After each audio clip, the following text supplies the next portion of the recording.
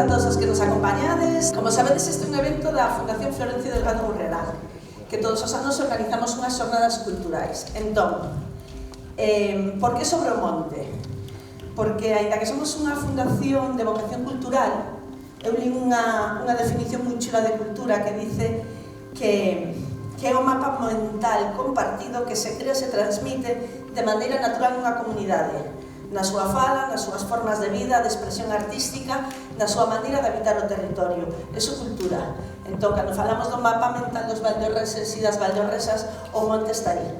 E o que sucedeu o pasado verán foi impactante, foi duro, foi difícil e non esquecemos, sobre todo porque se achega outra campaña de verán na que non sabemos o que vai pasar. Para botar un pouco de luz sobre esta situación na que estamos todas implicadas, convidamos a esta mesa de expertos. Imos comezar xa, se vos parece.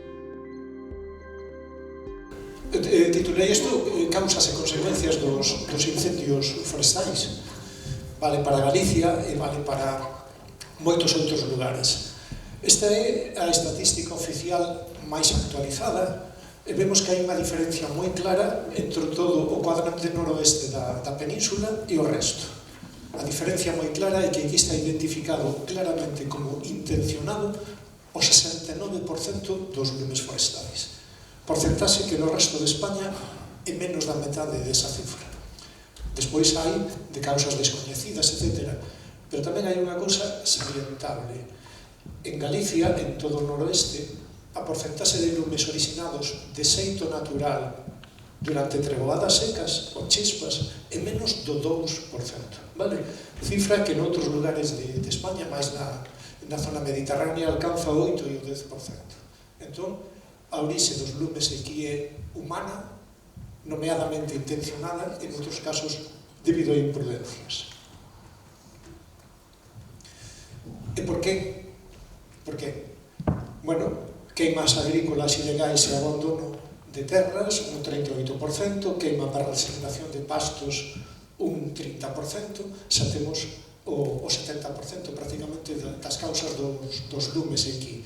Despois que se vandalismo e hai unha morea de distintas causas. Pero o que está claro é que o réxime de lumes en Galicia non é natural, senón que está directamente mediado por intervención humana, nomeadamente incendios intencionados, entre o 70 e o 90% dos casos, e prácticamente non hai lumes de orixe natural. E, bueno, tamén temos aquí unha mostra de como nos está a afectar. Canto máis intensa é a cor, máis número de actuacións das brigadas estatais en distintas rexións. Vemos que, sobre todo, Ourense e Asturias, Cantabria, de acordo? Iso é que ni siquiera tendo uns medios enormes e un investimento fortísimo en Galicia, chega para apagar os lumes cando veñen mal dadas, entón hai moitas intervencións directamente por parte do Estado. De novo, son todo gráficos oficiais. Bueno, e moi brevemente que o que aconteceu en Valdeorras, pois o ano pasado, pois ese o Montouto, a serra de Cerixillo e dos Cabalos, unha rase enorme.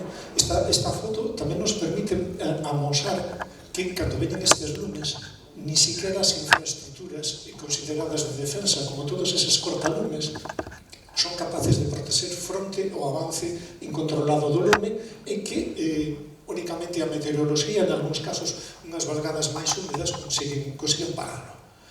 Este é un deses exemplos. No resto avanza moitísimo máis rápido e queda un pouco parado, un pouco controlado nas zonas de vegetación máis húmedas. Isto é unha foto tamén tristemente moi recente, San Vicente de Leiría, que sufriu durísimamente o impacto do lume sobre as casas, algunhas abandonadas e outras habitadas, e ese é deses impactos. Deses impactos, neste caso, vou a comezar, pois, bueno, polos impactos sobre o medio humano e a poboación humana. E isto, para acabar de poñernos negra o punto de vista, é o lume de toda a Trebenca. De acordo? Os lumes enormes, que nunca se produciran dese xeito, tan grandes, e na que sí moitos máis pequenos teñen queimado prácticamente a mesma superficie. Bueno, que pasa? Que pasa coa xente? Pois, se é no monte, normalmente a preocupación é relativamente pequena, pero cando se achega a casa, cando se achega ás facendas, pois a xente sai co que pode, con caldeiros, con as xestas, para non pregalas de batelume, como sexa.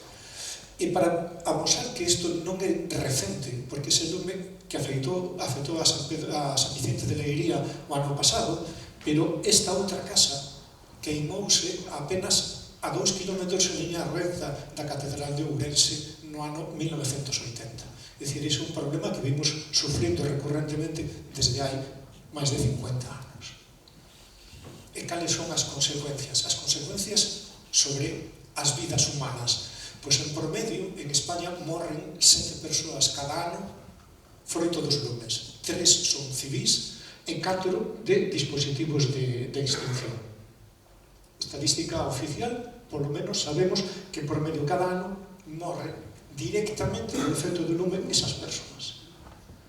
Pero claro, ademais de ver que se está a queimar a vegetación, iso ten moitos outros impactos. Que pasa co aire? Pois aí temos unha imaxe dun hidroavión intentando apagar un lume aos redores de Santiago, pero aí vemos como afecta a contaminación atmosférica provocada polos lumes forestais. E iso está amosando as concentracións de partículas no aire. As partículas moi pequenas son especialmente nocivas porque penetran ata o máis fondo dos pulmóns e despois non saen. Entón teñen un efecto directo sobre a saúde das persoas, nomeadamente en aquelas que teñen dificultades respiratorias. Pero hai máis. Todo ou boa parte dos problemas que xenera de saúde humana os lumes debense a combustión incompleta. Se hai unha combustión completa, o que temos nomeadamente é CO2 e auga e un poquinho de óxidos de nitróxeno de sofre. O problema é a combustión incompleta, que xenera todas esas partículas pequenas de carbonilla e xenera tamén hidrocarburos aromáticos policíclicos, que son os compostos químicos que están ben sellados co incremento de cancro. E os que están máis directamente afectados son precisamente as persoas que se adican a extinguir eses incendios forestais. Hai feitos esas analíticas de como aumentan esas concentracións de compostos químicos perigosos na orina dos bombeiros entre antes e despois de estar apagando un lume desas características. E claro, xenera moito CO2. Moito CO2. Canto? Pois esta é unha comparativa que me parece moi interesante que se publicou no País o ano pasado. Os lumes do ano pasado en España xeneraron 19 millóns de toneladas de CO2, que é máis do que xenera o refino do petróleo. É casi 4 veces todo o que xeneran os voos nacionais, máis do que xenera os residuos ou a maquinaria de fora de carretera. Casi xenera tanto CO2 como toda a produción de electricidade queimando combustibles fósiles en España, ou tanto, un poquinho menos, pero cerca do que se xenera calentando os edificios. De acordo? A magnitude é moi importante e iso ten unha influencia. Canto máis CO2, máis gases de efecto invernadeiro, máis incrementa o risco dos lumes no futuro. E estamos, pois, nunha espiral de destrucción. E que pasa? Que pasa coa vegetación? Que pasa coas plantas despois do lume? Bueno, en moitas zonas hai plantas como os toxos ou como as uces que son capaces de rebrotar mesmo de cepa, incluso tendo sendo carbonizadas moi profundamente. Entón, poden regenerarse relativamente rápido.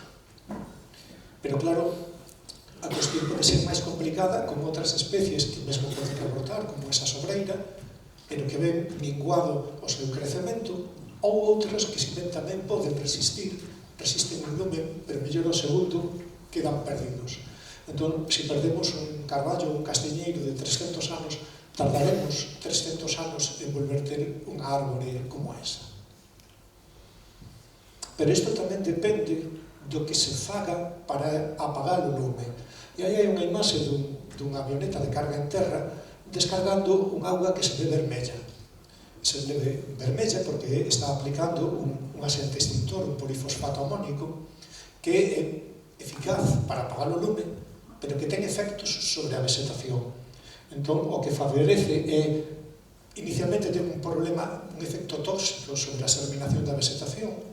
A medio prazo ten un efecto fertilizante, pero as árbores medran tanto sen desenvolver as raíces que despois as tumba o vento. E ademais o que provoca tamén é o desplazamento da vegetación. Vedes que nesta zona onde se aplicou o polifosfato amónico non hai ningunha flor de carqueixas. Vale? Porque desplaza. E ademais hai outro efecto adicional que está a favorecer a proliferación de especies exóticas invasoras. Aí hai un estudio que se fixo na Bacía do Miño e sábese que os lumes recurrentes están a favorecer que a superficie ocupada polas acacias, polas mimosas, se incrementen 2.500 hectáreas ao ano.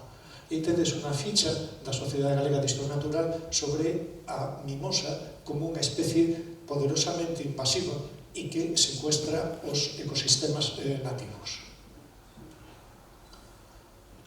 Bueno, e que pasa cos animais? Pois a meirande parte dos animais non teñen capacidade de fusir fronte a un lume que avanza rápido. Cesan pequenas colmeas de abellas silvestres, pois esa isto que vedes aquí, probablemente moitas persoas, se o vedes no campo, non seríades capaces de distinguilo, pero iso é un esgonzo ibérico. É un réptil que está catalogado en perigo en Galicia e que non pudo fusir do lume e pereceu calcinado. Normalmente estes bichos máis pequenos son menos apreciables a non ser que os andes a buscar e os saibas distinguir. Aí temos unha píntega que tamén sufriu o efecto directo do lume e morreu, pero o que amosa a gráfica é que canto máis intenso é o lume e máis superficie se queima, maior declive hai no número de especies e no número de individuos de anfibios nas charcas que subsisten. Por lo tanto, estamos tendo un efecto a distintos niveis en todos os grupos de fauna.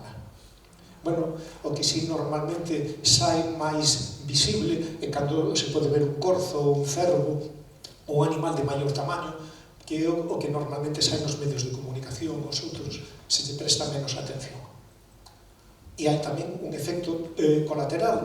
Os animais que sobreviven intentan refugiarse na orla non queimada, e iso, pero aí, lamentablemente, a nosa Consellería de Medio Ambiente non actúa coa diligencia necesaria para protexelo e vedalo da caza.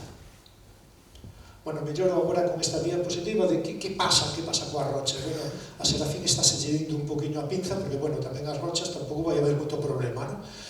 Pois o choque térmico provocado polo efecto directo do lume provoca que as rochas se podan descascarillar.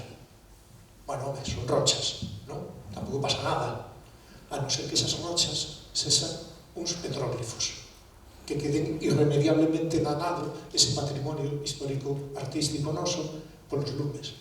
E que di un petróglifo pode decir un castro ou unha ermita. E que pasa co solo? Depende do rápido que avance o lume. Canto máis tempo estea permanecendo queimando e requeimando a zona, máis fortes son os danos sobre o lume. Entón pode suceder, como se ve á esquerda, que o lume pasou moi rápido e ainda se notan os restos vegetais, notase a estrutura. Bueno, ese foi un lume rápido que afectou un pouco o solo. Pode matar toda a vegetación, pode matar a fauna, pero o efecto no solo é menor. No da dereita sabedes un lume de máis alta severidade, no que está completamente calcinada toda a vegetación, tamén se destrue a estrutura do solo e se incrementa moitísimo o risco de erosión. Este outro lume de moi alta severidade que incluso xenera un cambio de cor nese solo, a estrutura está destruída e sofre moitísimo o impacto da chuvia e os efectos da erosión. E ademais, cando se queima unha vegetación, en moitas ocasións xenérase unha capa repelente á auga, unha capa hidrofóbica xusto por debaixo da cinza, o que fai que cando empeza a chover a auga non penetre, non percole e empece a deslizarse ladeira abaixo. Deslízase ladeira abaixo E, bueno, que o que temos?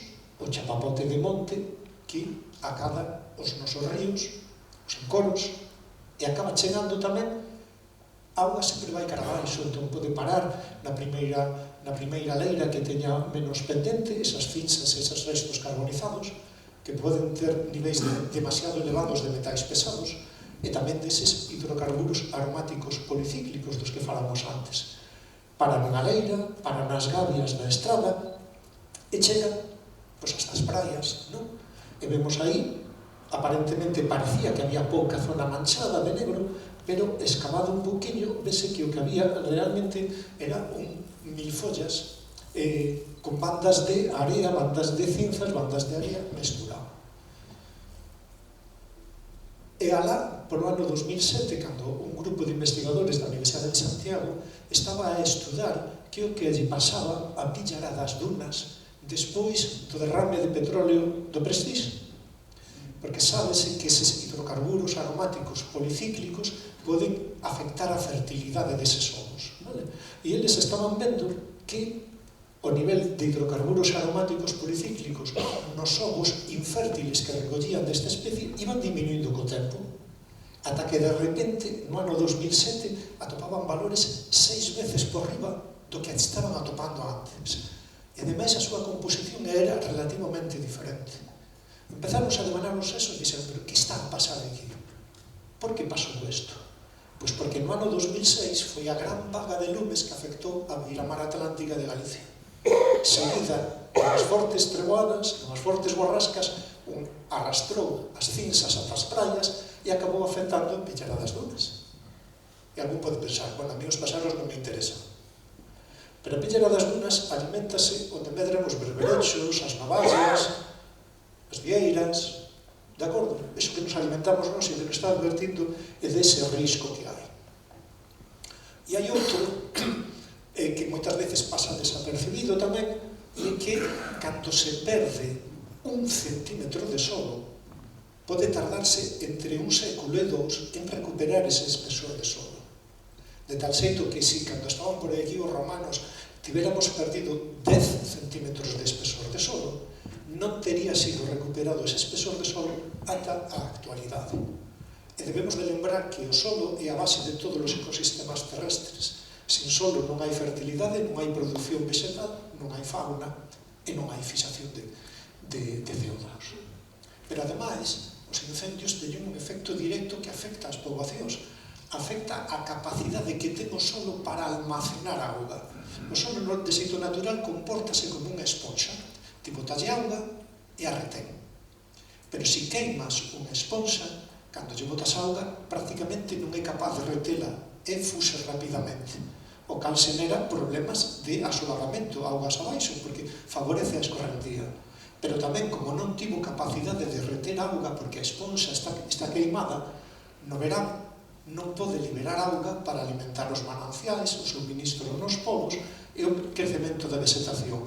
A vegetación estará máis seca, o solo estará máis seco e iso agravará o risco de futuros incendios forestais.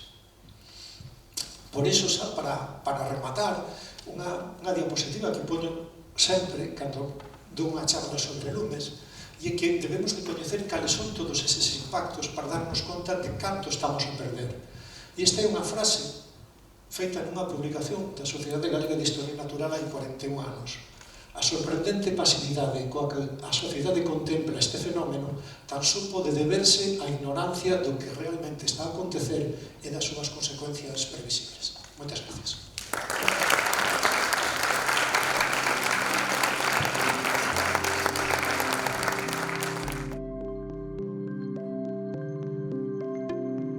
Yo me llamo Ángel Fuz y soy el jefe de Distrito Forestal Valdeorras-Trives. Entonces, un distrito forestal es una unidad administrativa en la que se organiza territorialmente los servicios de prevención y extinción de incendios forestales. Un distrito forestal depende de un servicio provincial de incendios, de un servicio provincial de montes, y está encuadrado en una Dirección Xeral de Defensa do Monte que pertenece a la Consellería de Medio Rural, ¿no?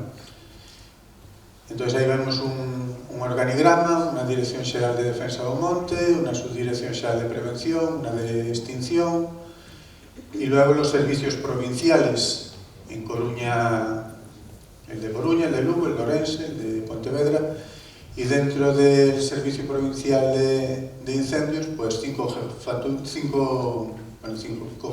de distrito, hay 5 distritos en Ourense. Nosotros, el nombre nuestro es Valdeorras-Tribes.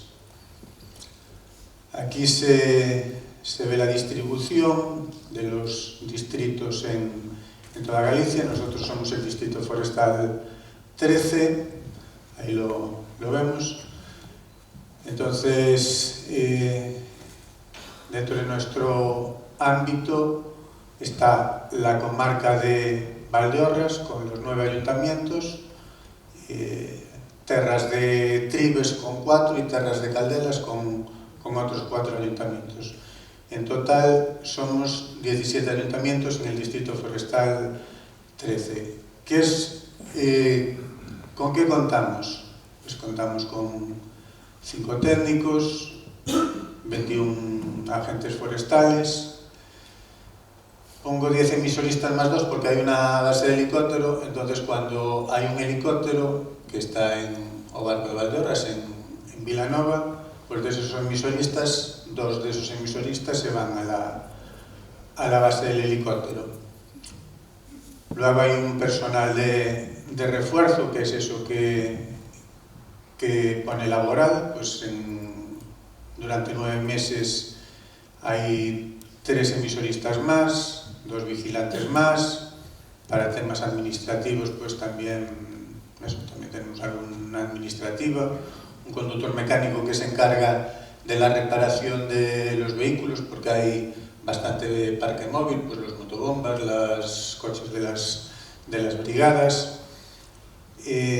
Brigadas municipales, pues hay unos convenios que pueden suscribir los ayuntamientos durante 3 meses, que está abierto a todos los ayuntamientos, y que en este distrito el año pasado, bueno, en este distrito no, en esta comarca, suscribieron el ayuntamiento de Carballeda, Obolo y Aveiga. Entonces, eso es como una subvención que da la administración a esos ayuntamientos, y esos ayuntamientos se encargan de contratar personal que colabora con el dispositivo durante 3 meses.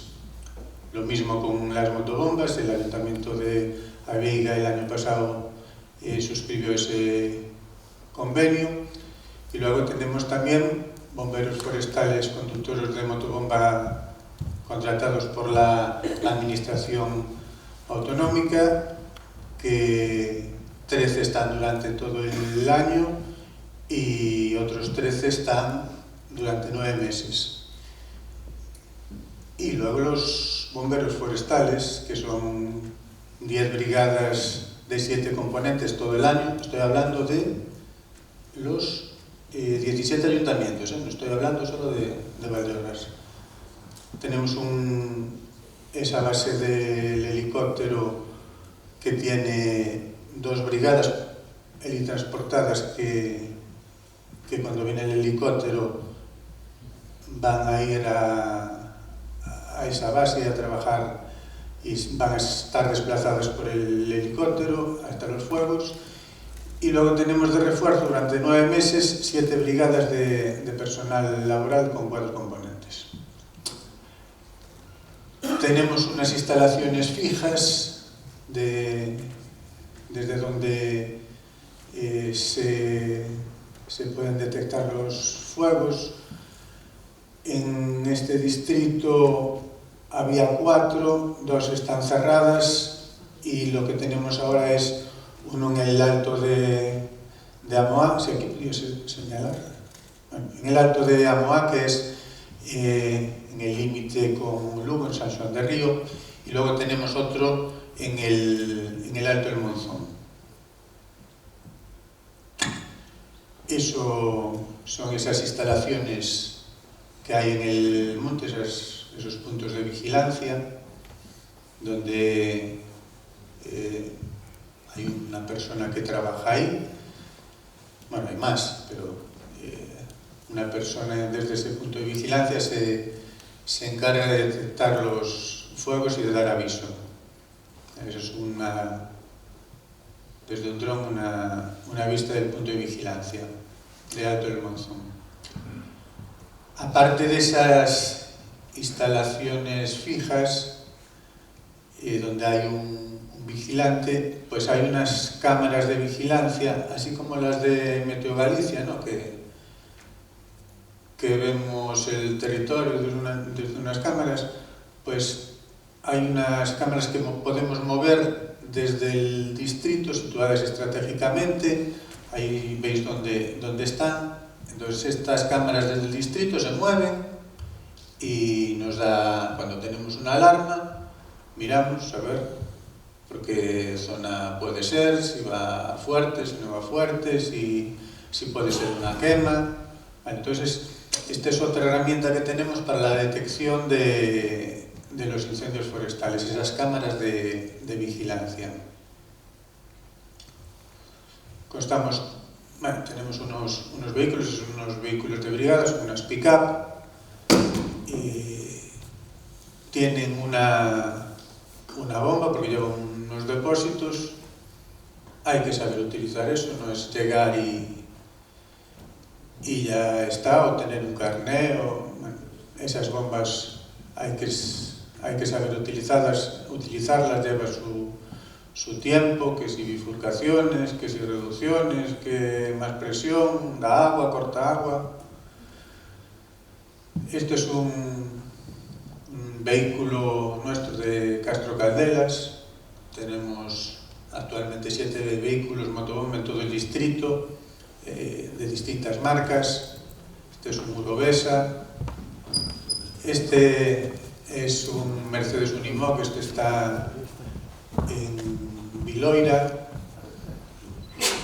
Vemos que últimamente los vehículos pues que nos dan son un poco más anchos, no cabe por todo tipo de pistas. Hay pues la parte trasera donde se enganchan las mangueras, y este es otro tipo de vehículo motobomba, un Bantac. Estos vulgarmente se le llaman velutinas. También tenemos en este distrito un tractor que en la época que no es de peligro alto se le acopla una desbrozadora. La foto superior izquierda es un acto en Santiago donde se entregaron esos tractores. La foto superior derecha es el tractor en el punto de encuentro de Petín.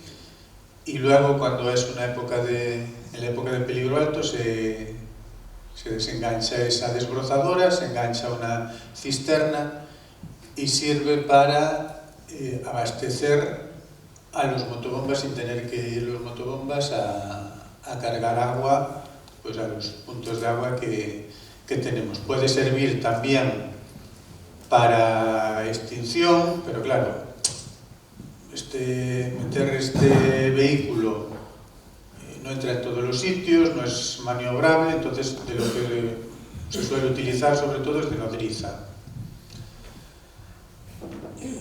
Tenemos en este distrito un par de bases aéreas que son en Mobarco y en San Xoán de Río. Esa es una distribución de todos los medios aéreos que hay en Galicia. Aquí cercanos, ¿qué tenemos? Pues en Marrocho hay en el distrito 8, en Marrocho hay una base de helicópteros, en Doade, limitando con nosotros, una base de aviones de carga en tierra. En Laza hay una base de la BRIF, que es un medio estatal y tiene un helicóptero. En Vilamayor, así también cercano, otro helicóptero. Aquí vemos estos medios que no se gestionan desde el distrito. Nosotros tenemos que solicitarlos y así nos dice el director técnico de extinción, pero tenemos que avisar al Centro de Coordinación Provincial y ellos son los que mueven estos medios a los incendios que ellos vean más convenientes. Esto es sacado del catastro de la base de Vilanova, de O Barco de Valdeorras, las instalaciones que hay allí.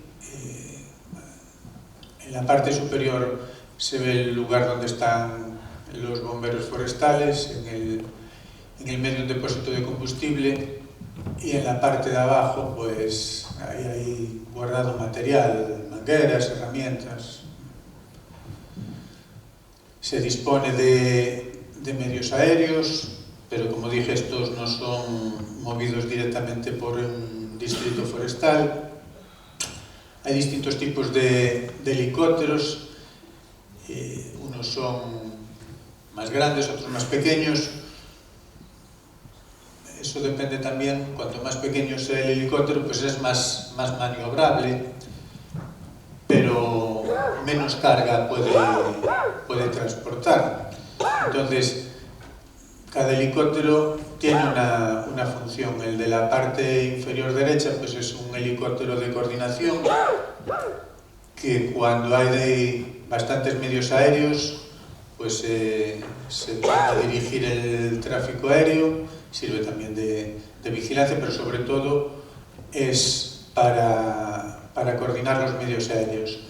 El de la parte inferior izquierda es uno de los helicópteros más grandes que estaba trabajando en Galicia, es un Kamov, pero desde la guerra de Ucrania, porque es un helicóptero ruso, pues no está trabajando. Y en la parte superior pues vemos otros helicópteros, que esos pues suelen llevar las brigadas helitransportadas, dejan las brigadas helitransportadas, instalan ese Bambi o Helibalde y son los que ayudan en las tareas de extinción, una doble función, llevar las brigadas al lugar del fuego y la extinción propiamente dicha con el aporte de agua.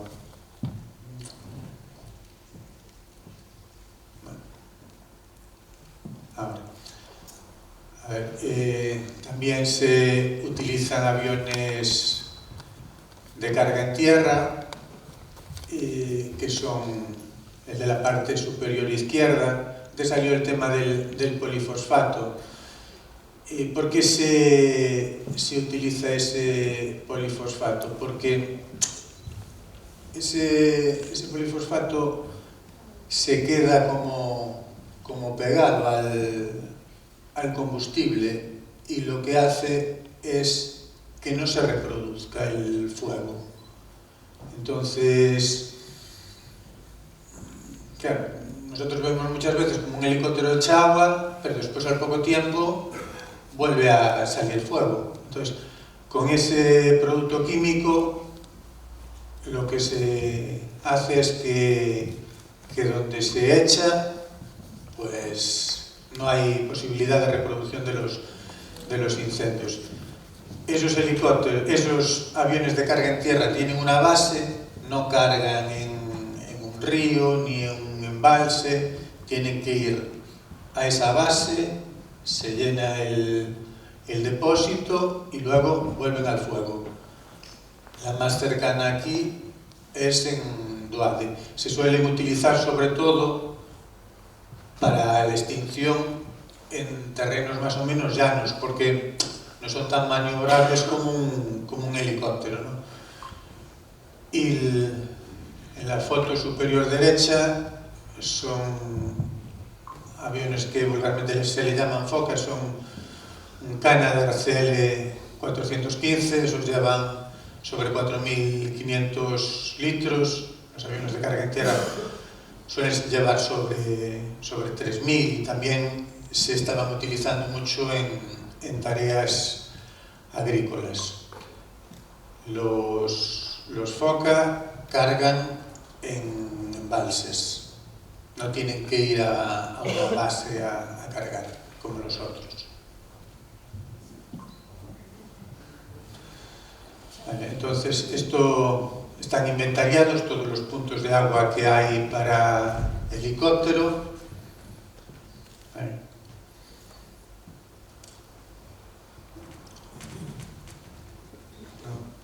A ver. Y todos los puntos de agua que hay para motobombas. Eso tenemos un programa y ahí cada vez que se hace uno o que se detecta uno, pues lo metemos en el programa y la gente del dispositivo sabe todos los puntos que están inventariados.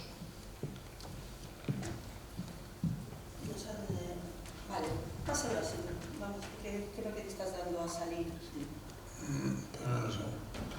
Vale, este es un punto de agua, el inventario, digamos, uno de ellos. Entonces se ponen las coordenadas, se pone dónde está, este en concreto está en Robledo, necesita unas tareas de mantenimiento, se pone también cuando se hizo el último mantenimiento. Entonces, bueno, pues hay que tener un inventario de estos recursos que tenemos, de estas infraestructuras. No va bien esto.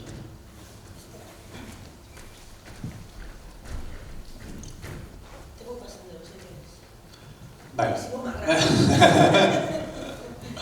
Vale, pues esos puntos de agua pues necesitan un mantenimiento porque, claro, a veces pues se llenan de barro, o, bueno, que hay que mirarlos antes de la campaña porque a veces alguno no tiene agua, a veces alguna tubería que no está bien, que no se abastece, entonces es una labor de mantenimiento. Vamos a chicha ahora.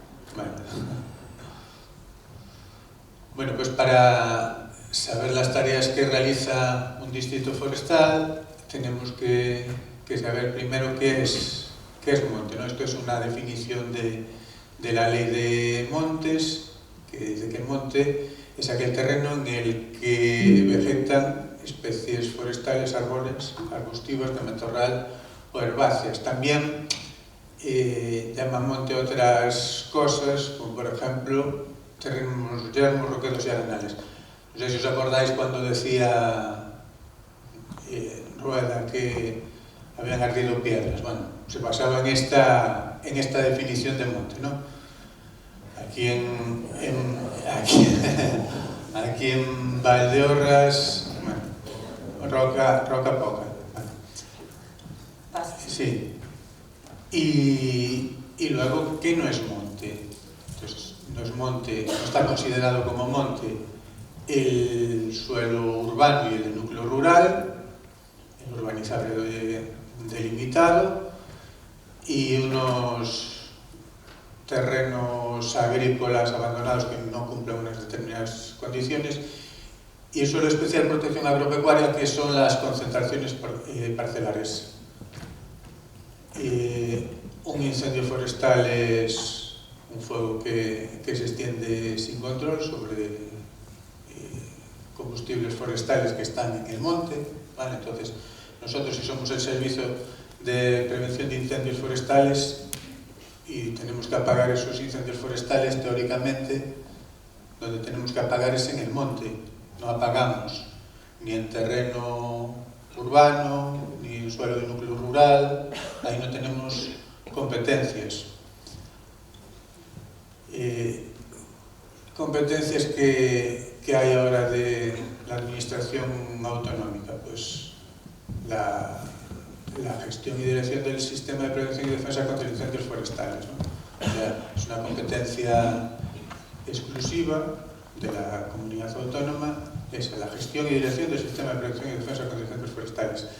Y la administración local tiene como competencias, esto está sacado de la Ley de Incendios, de la Ley 3/2007, la colaboración con los medios disponibles con la Dirección Técnica de Extinción en los incendios forestales. Cuando hay un incendio forestal se nombra un director técnico de extinción, y gestionar las redes secundarias de fajas de gestión de biomasa y las fajas laterales de redes viarias de su titularidad. O sea, alrededor de los núcleos de población se crean, le llaman unas fajas secundarias, un terreno de 50 metros alrededor de donde acaba el suelo del núcleo rural o el suelo urbano, y ese terreno es competencia del ayuntamiento, su gestión en función de lo que dice la ley de incendios.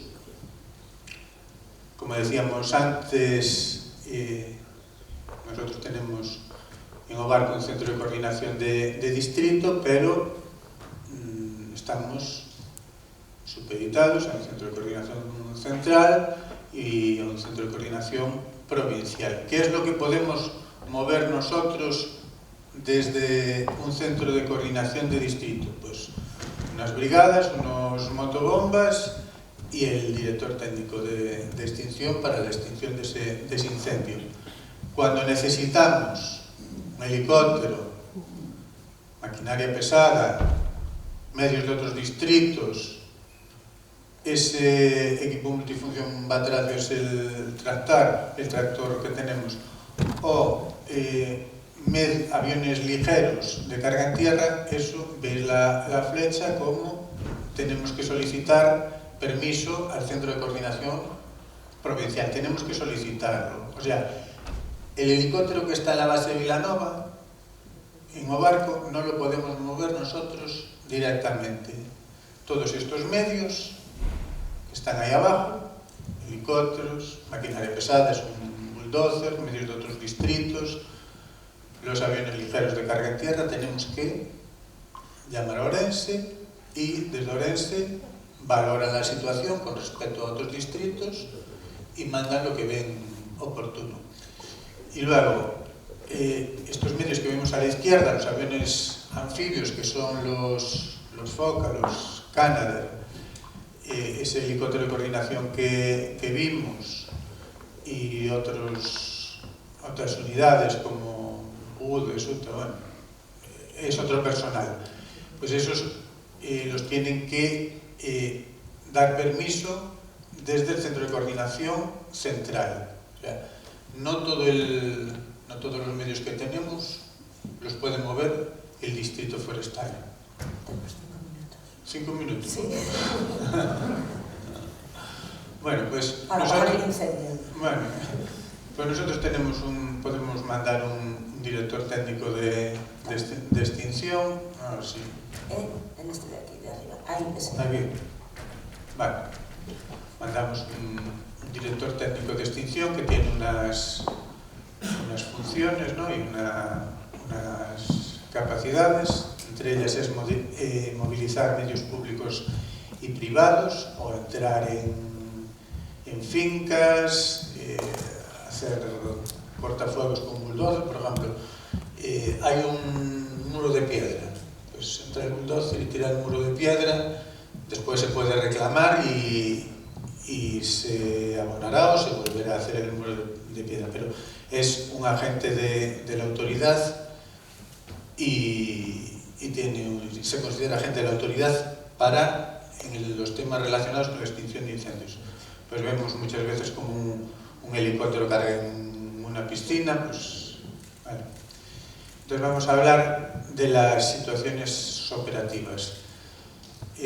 Hay un plan que se llama PEIFOGA, que es el Plan Especial de Protección Civil ante Emergencias por Incendios Forestales, y ese plan regula todas las situaciones, la situación 0, la situación 1 y la 2.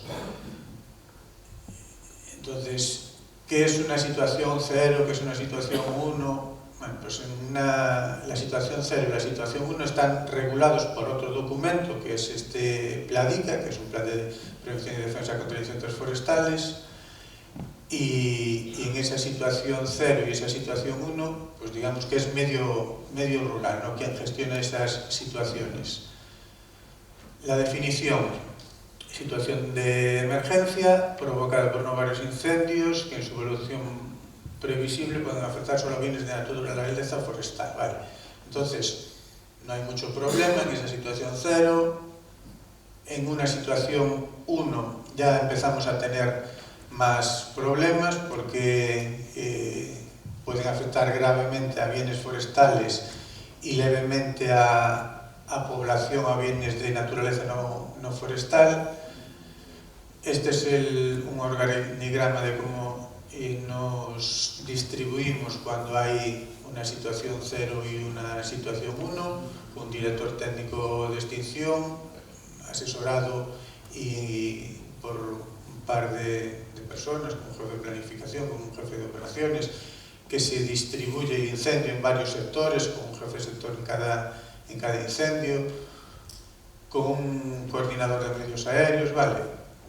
En contacto el director técnico de extinción con el centro de coordinación de distrito, y esto, bueno, pues ya es cuando se pasa a una situación 2.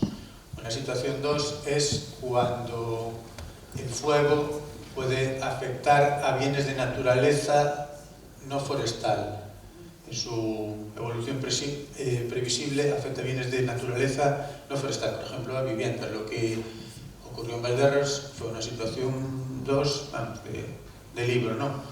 Entonces ahí hay un director del plan, que es el delegado territorial de la provincia donde se encuentra el fuego, y eso, al haber ya casas implicadas, no solo interviene medio rural. Ahí se dividen en tres grupos. Un grupo operativo de intervención, que básicamente somos los que estábamos apagando el incendio en terreno forestal, pero aparece un grupo operativo de apoyo logístico y seguridad. Ahí integramos a policía, a Guardia Civil, a Protección Civil y un grupo operativo sanitario. Entonces, esta situación 2 pues es la ocasionada por varios incendios que en su evolución previsible pueden afectar gravemente a la población o a bienes de naturaleza no forestal.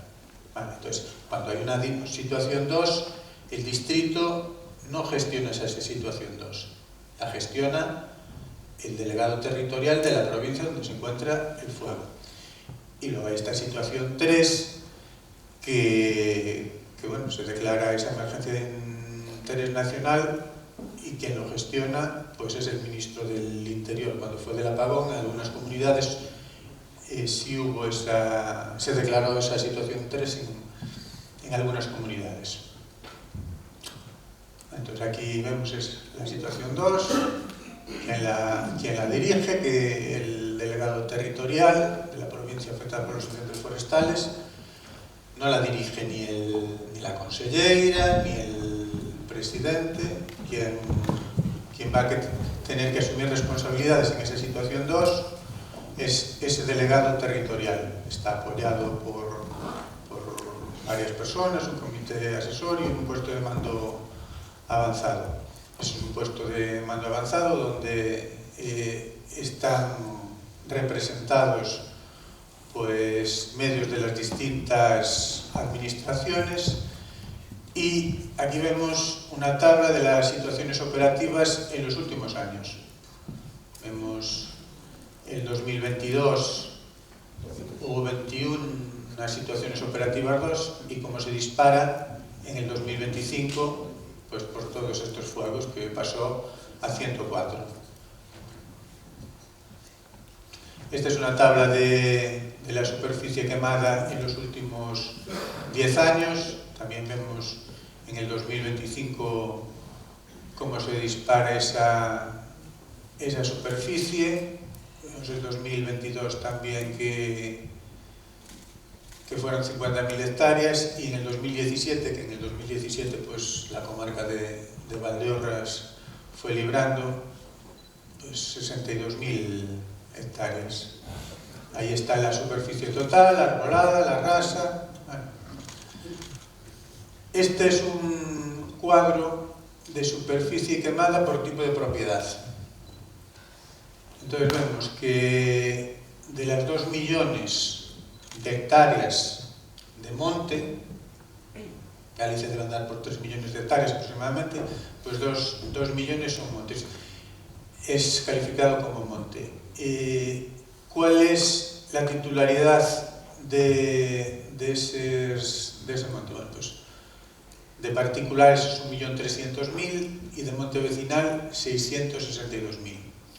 O sea, corresponde el 64% de la propiedad del monte a montes particulares y el 32% a montes vecinales. Bueno, pues de la superficie ardida, el 56% de lo que arde es monte vecinal. Y sin embargo, el 39% es solo de particulares. Creo que esta tabla pues nos está diciendo dónde puede o dónde tenemos que centrar los esfuerzos, ¿no? Y luego aquí abajo es la superficie por provincia de monte vecinal. Orense es la provincia que más monte vecinal tiene, cerca de 300.000 hectáreas. ¿Qué problemas tenemos nosotros en este distrito? Pues comunicaciones, la verdad es que no son muy buenas. En Orense creo que somos el único distrito que no tiene ni un kilómetro de autovía ni autopista. La orografía tampoco ayuda, no es lo mismo estar trabajando en una línea, en una llanura, que estas montañas escarpadas, la climatología, la localización, esa descentralización que limitamos. No es lo mismo estar limitando con León, con Zamora, que nos meten un fuego que al final nos arden 5.000 hectáreas, pero que a ellos les ardió 18.000, a estar limitando con el mar. No es lo mismo estar en el centro de Galicia, que podemos ser asistidos por más distritos, que en una esquina. Y luego, pues en el verano, el dispositivo está pensado para que haya un apoyo de brigadas municipales, y yo entiendo que no es muy apetecible venir a trabajar 3 meses apagando incendios forestales, habiendo otras opciones, ¿no? Bueno, estos son los... está sacado de la DIGA, de ese Plan de Prevención y Defensa de los Incendios Forestales de Galicia, pues los fuegos ocurridos. Vemos esas superficies, estos son los grandes incendios forestales y nada más.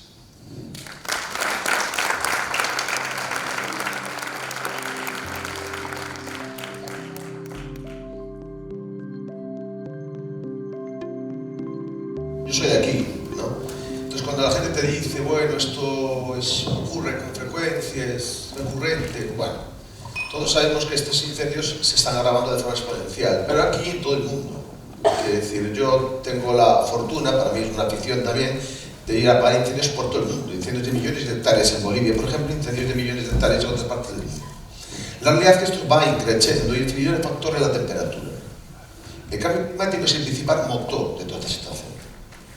Y vamos a ver un poco, es un tema muy complejo de explicar. Realmente,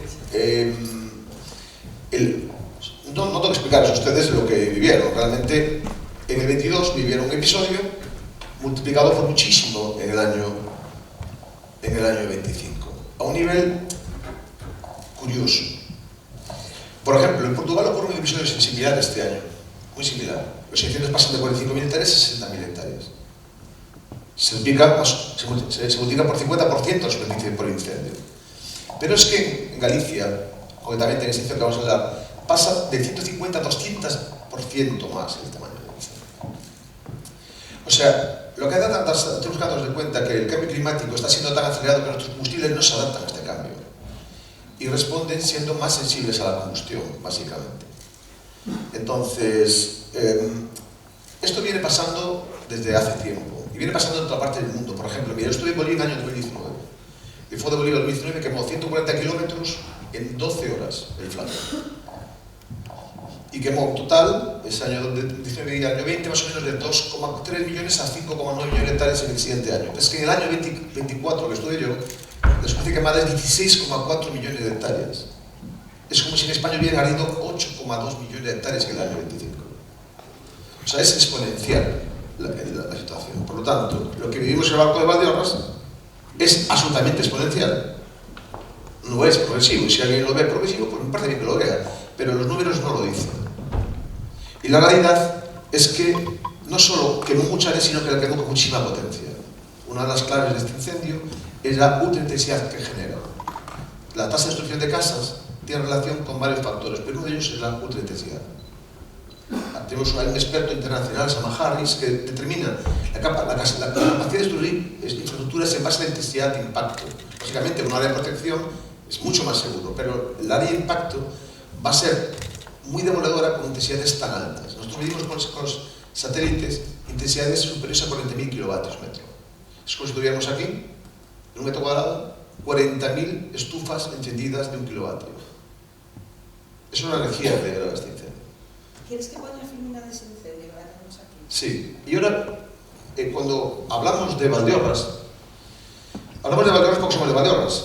Y no somos, y lógicamente todo empieza creo que el día 13, no recuerdo porque hicimos todos los informes de todos los incendios, por lo tanto tengo que repasarlo, porque son más o menos duran unas 70 horas de trabajo por incendio, reconstrucción. Pero lo que tenemos que ver es la combinación del incendio en el territorio. Lo extraño que ocurrió en Galicia es que nosotros llamamos evento compuesto complejo.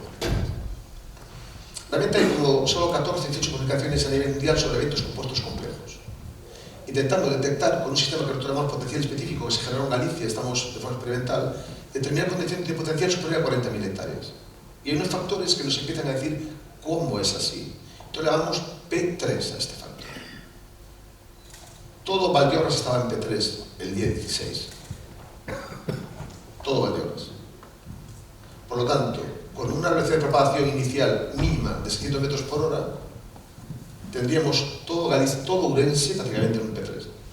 Por lo tanto, aquí vemos cómo estas son las imágenes sentinel sacadas post-incendios. Durante los incendios lo que estamos haciendo es, utilizando los sistemas satelitales, los perímetros en base a puntos de calor, lo más precisos posibles, evolucionándolos para ir viendo cómo los incendios se van a encerrar en el territorio. Y aquí hay una cosa muy importante. Aquí arriba de todo, ¿no? Primero, el incendio de Valdeorras. Uy. Perdón, no, ¿dónde estamos? Más para atrás.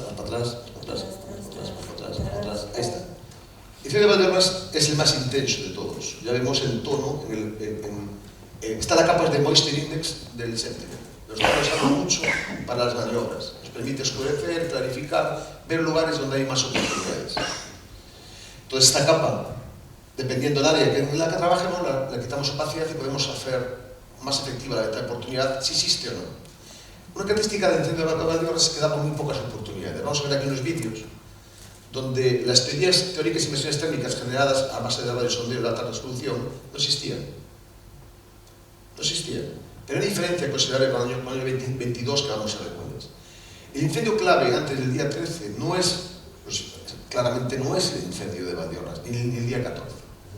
El incendio clave es este incendio, que es Oimbra. Nosotros a Oimbra le damos el pistón del sur. Es el incendio que tiene, ves que tiene dos flechas, ¿no? Una roja y una roja. Y vemos que está Queixa en el medio. Aquí tenemos el poderosísimo incendio de Valdeorras. Pero aquí tenemos el increíble incendio del Bierzo, con una carrera directa a Valdeorras. Y tenemos el tremendo incendio que es posterior, de Calafouces, que es el incendio de Sanabria, que se quiere venir hacia acá. Por lo tanto, estas conexiones que veis ahí es lo que nos dice a nosotros cuál incendio en un momento determinado es el peor. No quiere decir que luego cambie la situación. Por lo tanto, el incendio que tiene capaz de dinamitar toda la situación era Oimbra. Y la unidad táctica estaba una en Oimbra, intentando frenar este incendio hasta el día 18. El objetivo, marca este nodo de varias zonas realistas que existen, indica que el incendio de Oimbra tiene capacidad de desplazarse hasta el día 23 en el territorio, de dirección componente sur. Por lo tanto, empatar con Queixa e ir al polígono industrial de Ourense. Y la pelea es que eso no ocurra. En ese momento, Queixa tiene un problema. Si Queixa se dirige hacia Paradosí, atravesando la carretera que va a Trives de Ourense, se recoloca debajo y mete un impacto, porque prevemos que el día 13 o 14, va a llegar el día 16, va a cambiar la estación sinótica, de una estación sinótica 9, es una estación anticiclónica, tenemos un anticiclón ultrapoderoso, una estación sinótica de temperatura que está superior, donde creemos, perdón, ¿dónde coño está el punto ese? Arriba de todo. Vale.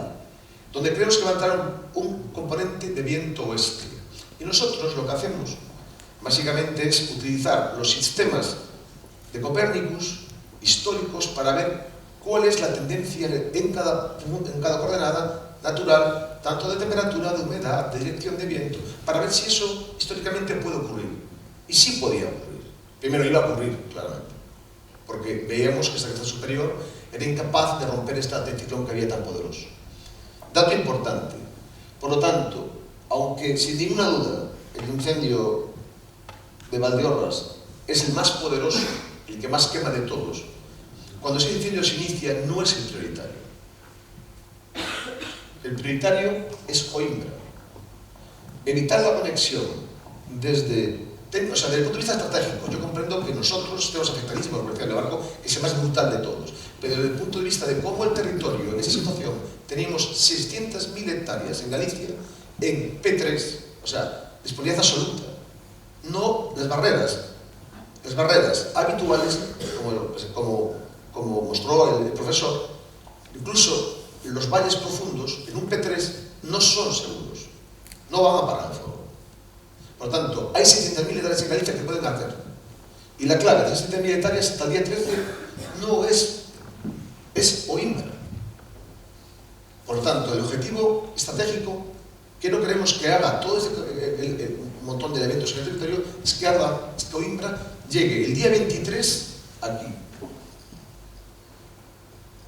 Y ni aquí. Porque cuidado.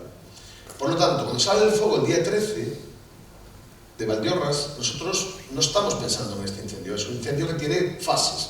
Está hecho el análisis, vamos a ir. Sí, un poco para adelante, sí. Vale, vamos a ir un momento aquí atrás. Claro. Y esto es una cosa que lo veamos. Vamos a darle la imagen anterior, un segundo. Y vamos a poner esas imágenes. La siguiente, por favor, si puede un segundo. Nosotros intentamos definir. Vamos a esta. La siguiente. Esta. La anterior, esta. Okay. Intentamos definir que es un incendio extremo. Nosotros, Mark Finney, el mayor experto de simulación del mundo, o sea que es una referencia mundial, Harold Farsight, un congreso que tuvimos en Oporto, ¿no? Le preguntaba a los especialistas del mundo qué es un incendio forestal extremo. Claro, un incendio forestal extremo en Canadá, con una recurrencia de pueblos muy baja, es extremo en condiciones pirométricas, pero no es extremo riesgo para las personas. Un incendio con condiciones menos extremas, entre comillas, en Pontareas es demoledor. Por lo tanto, todo es relativo. Entonces, las características las vamos a determinar en intensidad, 10.000 kilovatios. El barco va a 40.000 kilovatios. A 40.000, pero hay picos de píxel de 100.000 kilovatios. Vas a ver vídeos con llamas de más de 100 metros de altura. Por lo tanto, es un comportamiento muy bestia. Luego, hay que atacar la combustible. La zona norte, o sea, la zona oriental al sur, que es la zona toda del Sil, yendo para el barco a la izquierda, lleva más de 26 años sin arder, de forma considerable. Por lo tanto, ese combustible está sufriendo mucho. Tenemos 3 olas consecutivas de calor.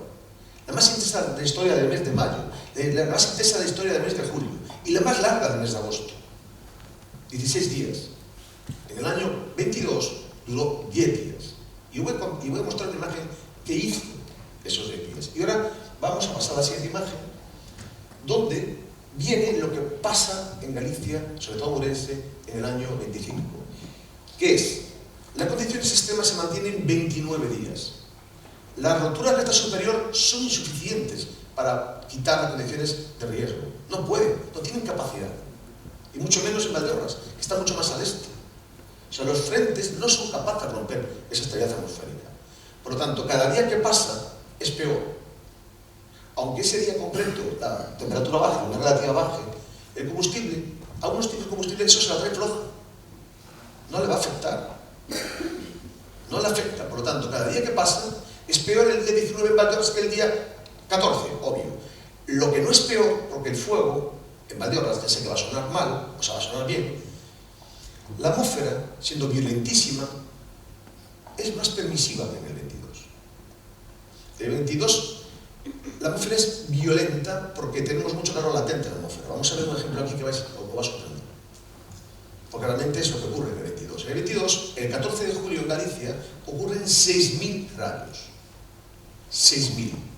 Y tengo una tormenta convectiva más potente de la historia, donde se producen un 3% de esos 6.000 rayos van a producir igniciones habitualmente. Cuando el DMC, cuando la hierba, lo que afecta a la capa herbácea, está seco. Todo Valdeorras, la hierba como estaba, era pólvora.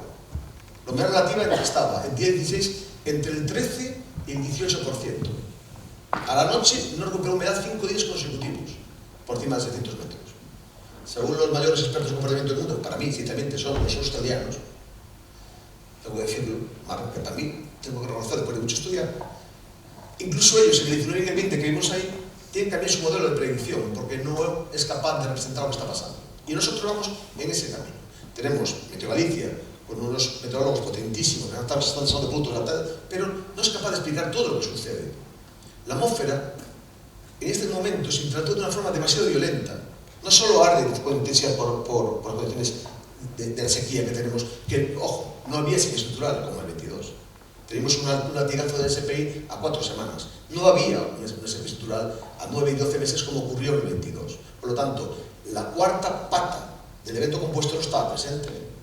Si estuviera esa cuarta pata, pudo haber sido mucho peor. Y faltaba la quinta pata. La quinta pata, que era la meca vertical, era compleja, porque había una capa seca en capas altas. Es decir, había como si la atmósfera no quisiera matarnos. Es la realidad. Y así todo era demoledor. Por lo tanto, vamos a ver las imágenes, si te parece. ¿Estamos aquí? Sí, hay que ponerlas aquí porque aquí vamos a poner aquí. Sí, vamos a ponerlas aquí porque aquí están unas imágenes para que veamos. Por lo tanto, estos incendios que vamos a llamar, que tiene fases de esta generación, son capaces de cambiar la dinámica atmosférica, bajar la humedad relativa, incrementar la temperatura, incrementar el viento. ¿Cuánto incrementaron el viento? Nosotros lo medimos. Sí, por aquí tienes. Lo conseguimos medir. Y es importante lo que pasó. Nosotros tuvimos en los fuegos de Zamora, vamos a ver lo que sucede en el 22, donde la temperatura máxima que se recoge nunca en Galicia se recoge el 14 de julio, creo que en la zona de Ereiro, 44 grados, pero la temperatura máxima de las medias fue 4,84 grados por encima de la media en agosto del 25. Una auténtica barbaridad. ¿Vale? Por lo tanto, bueno, esto es un dato importante que tener en cuenta. Y vamos a poner diferencias. Aquí tenemos, vais a ver, el 14 de julio, nosotros estamos con científicos del CSIC, estábamos colocando sensores para medir las partículas PM2.5 concretamente, y venimos de Lugo. Entonces veíamos, esto es lo que sucede en el 22. Fijaros. La temperatura es altísima, se empiezan a evaporar los grandes embalses de Salamanca y de Zamora. Fijaros bien. Y estalla todo. Y nos mete 6.000 rayos. Aquí están los ejemplos. El día 14 de julio del 22 tuvimos un fenómeno masivo de rayos. Pero no fue así en este año. Entonces, en este año, ¿qué sucede? Bueno, sucede lo que va a suceder en el futuro, que es que en todas las zonas que estamos mirando, lógicamente con la evolución, o sea, con los datos que utilizamos de Copernicus, vamos viendo que se está incrementando la temperatura de forma sustancial en las últimas fases. El incremento de temperatura es el principal motor no sabe mejor que nadie científico, de incrementar la disponibilidad de combustible, porque nuestros combustibles son fundamentalmente grandes demandantes de agua, y cuando el agua falla, nuestros combustibles sueltan hijos al suelo. Esos hijos contribuyen a haciéndose cada vez más violentos y más intensos. Esto es queixa. Dices, pero bueno, ocurre en queixa, ¿no? La temperatura incrementa en queixa. Esto es Valdeorras. Los últimos meses, los últimos años, van a subir la temperatura a un nivel. ¿Pero la temperatura máxima o media? La temperatura es la anomalía de la temperatura máxima. O sea, de la temperatura media. 1,8 grados. Supuestamente estamos en 1,27. Llegamos en el 22 a 1,28 y 1,70. Eso es importante, ¿eh? Oimbra, idem del lienzo, repite el proceso. Entonces, ¿qué quiere decir? Podemos interpretar lo que pasó en el pasado, porque hay datos científicos, gracias que hay científicos que aquí presentes, que se encargan de recuperar datos y encajarlos de una forma razonable para que podamos entender qué suceden las cosas. Por lo tanto, las tendencias dinámicas de viento de la zona de la Rúa mayoritarias son estas dinámicas, que es lo que el incendio hace, fundamentalmente. Por lo tanto, que el fuego se mueva sur-norte o norte-sur forma parte de la historia de la dinámica de vientos, pero vemos que hay importante componente oeste en un momento determinado. Por lo tanto, esto no quiere decir que ocurra siempre, no ocurre siempre, es una media, pero es una tendencia que hay. Y esto nos está contando un poco que la dinámica en el territorio tiene una clara trazabilidad. Esta dinámica no ocurre, por ejemplo, en Coimbra el componente oeste es mínimo. Por lo tanto, sabemos que la dinámica iba a ser fundamentalmente suroeste, noroeste. Esto supondría que si la dinámica suroeste se mantuviera, llegaría a Ourense capital directamente. Podríamos llegar, podría llegar. Por lo tanto, la situación nos permite identificar bien qué sucede.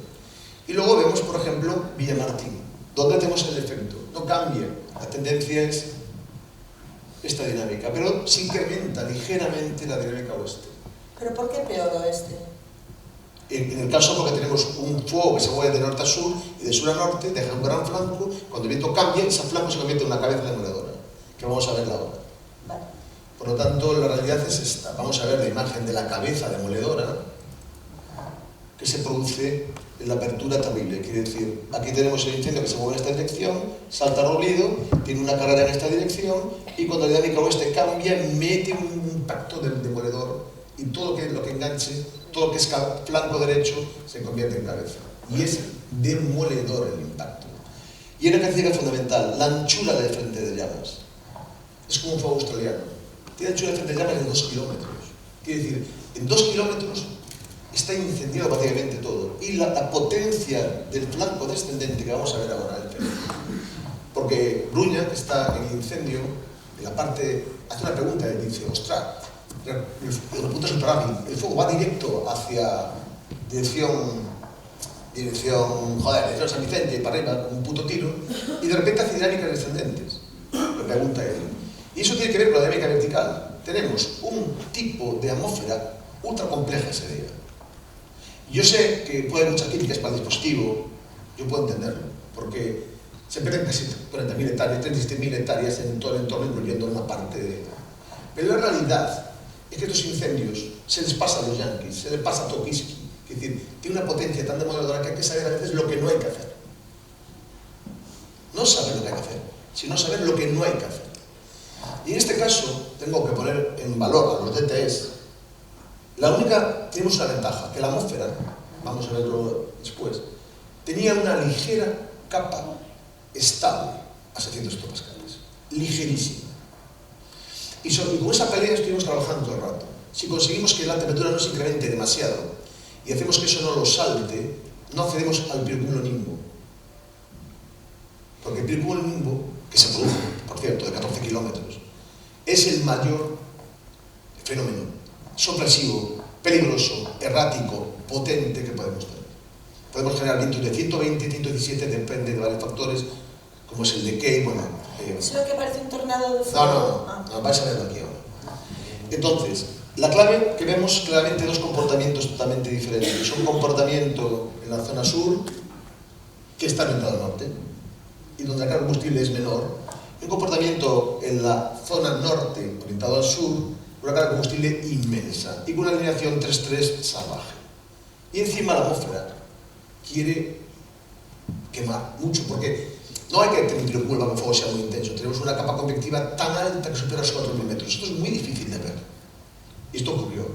Por lo tanto, yo sé que desde el punto de vista de las personas, pero el resultado final, tanto en Portugal como en España, es que casi no hay muertos.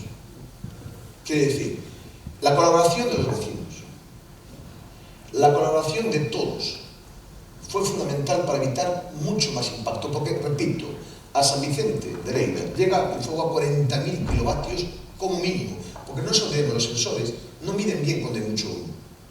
Por lo tanto, vamos a ver imágenes de comportamientos donde un DTE, como es Bruña, como es Fouces, tiene que tomar decisiones muy jodidas, en donde el incendio lleva una tendencia ascendente y de repente tiene que decir la gente del mazo, como tuvimos que hacer nosotros, blánase del mazo. ¿Cómo? Si el mazo está hablando del río. Bueno, vamos a ver el desplome del mazo.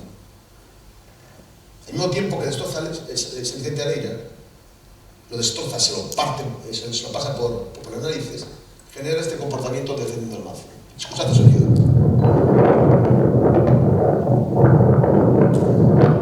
Eso es como si fuera de noche. La columna de convección colapsa hacia el mazo. Cuando los directores de extinción están pensando lógicamente en a dónde va a llegar este hijo puta que va directo a Encia. Y no lo para nadie. Por lo tanto, ¿qué ocurre? Que hay que asumirlo. Los australianos hablan de un sistema que luego hablará, supongo que el sistema B-Safe, ser seguros. El sistema B-Safe se basa en especializar mucho las unidades en este tipo de incendios, ser muy eficiente las primeras 24-48 horas, porque a partir de ahí las opciones caen en picado. Porque la dinámica que genera este incendio, aquí tenemos hecho los informes, genera exactamente casi 3 grados de temperatura, no en la zona de influencia, no en la zona directa de influencia, sino en zonas de influencia no directa, 3 grados centígrados y 2,94 en el punto rocío. ¿Qué supone eso? No supone nada. Supone abrir el tiro atmosférico. Y a partir de ese momento, el incendio domina la atmósfera. Y ocurre. Se levanta el enorme pirocumulonimbus, que vais a ver aquí, de 12-14 kilómetros de altura, que empieza a meter movimientos erráticos que cualquier director de extinción, una vez que la tormenta convectiva se electrifica y empieza a generar movimientos descendentes, genera una estación de terrible toma de decisiones, muy compleja. Entonces hay que saber lo que no hay que hacer, muchas veces. Se decidió limitar el uso del fuego.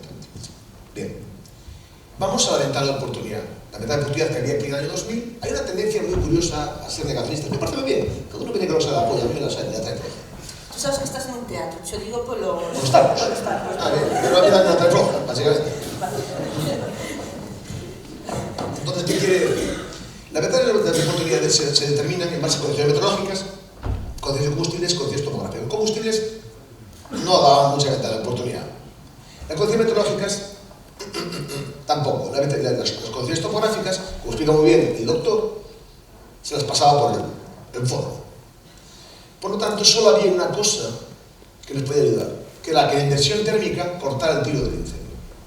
Y que ese incendio, que un tiro salvaje de 12.000 metros, imaginen ustedes una chimenea atmosférica, imaginen cuando van a quemar leña, joder, en una estufa. Si tiene un tiro corto, quema leña seca, pero como tengo un tiro muy activo, quemo hasta las cistas verdes. Pues es lo que hace ese tipo de tiros atmosféricos. Son capaces de quemar todo el combustible, un porcentaje muy alto de combustible, por lo tanto, genera mucha más electricidad y activa la fase incandescente. La fase incandescente libera toda la energía que la fase de llama. Y es un problema, que genera que los bomberos, su distancia de seguridad no son seguras. La distancia de seguridad de las casas no son seguras con esas intensidades. La tasa de destrucción de casas con intensidades superiores a 26.400 kilovatios, 30.000 kilovatios, 40.000, 50.000 kilovatios van entre el 24% y el 74% de las casas. Tasa de destrucción, si hay impacto directo. Aunque la distancia de seguridad tengamos 36, 40 metros, estas llamas van a 100 metros, vamos a ver llamas aquí. Sí. Vamos a ver la fase de llamas subiendo hacia el Vicente Areira. Sí, son llamas profundas y generalizadas. Estos son pilares de 40 años. Esto es tormenta de fuego absoluto, mira el fuego secundario. Fuego de copas continuo. Carreras en paralelo. Esto no pasa en Chile en el 17. Claro. Fuego secundario masivo en construcciones Este comportamiento inmediatas. intensivo, este comportamiento ¿Qué se mete por ahí con bulldozer? salvaje de incendios. Mira el fuego secundario por abajo. Mira cuál soluciona la velocidad. Cada fuego secundario lo soluciona en menos de 5 segundos. Este es el comportamiento que tenemos aquí. Nunca pasó en Valdeorras. Si ahora vienes por ahí con el coche que yo hacía que no venía, ahí los pinos quedaron calcinados. Ahí no queda un puto palo. Coño, sí, pero se venía hasta la fábrica de Intersaef. Y nos dio para que volver porque no lo quiso. Quiere decir, la situación era muy grave. ¿Vale? Entonces, ahora vamos a intentar establecer, vamos a trabajar de noche, en la ventana de oportunidad nocturna. Como plantea muy bien el director de extinción, que el director de extinción, lógicamente, es consciente de esa situación y se diseña, desde el punto de vista de arquitectura táctica, una arquitectura táctica para hacer frente a este incendio, que es cómo construimos de alguna forma los movimientos de las figuras o de los elementos operativos para dar respuesta a este comportamiento.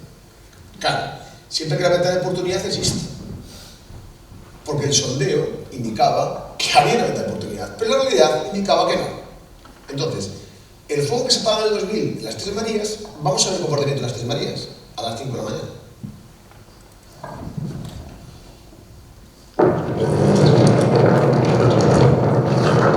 ¿Cómo va eso con un Sancho por ahí? Con una manera.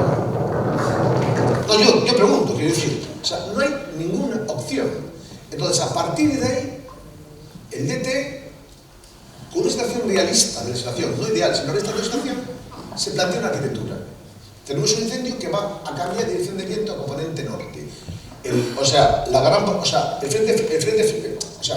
La pequeña borrasca que es capaz de romper esa masa de aire cálido se desplaza primero del viento este y sube hacia el norte. A subir hacia el norte mete un poco más de componente norte y manda el incendio hacia el cerro. Entonces, ¿qué clave es? Que no generemos un pirocúmulo de 14 kilómetros, porque si colase el pirocúmulo, al perder sustentabilidad, atraviesa el sierra y mete el fuego directo a su alrededor. Pasa por encima del cerro, no ve el cerro y mete el lume, ¡pumba!, encima de su alrededor, porque tiene suficiente longitud. Por tanto, el objetivo es, ¿qué hacemos? ¿O qué no hacemos? Pues hacemos una contención hidráulica. Se plantea una defensa del pueblo sin dar fuego. ¿Cómo va a dar fuego? No, porque la atmósfera lo que no quiere es fuego, ya tiene energía de sobra. Y esos 2 grados de temperatura hay que limitarlos.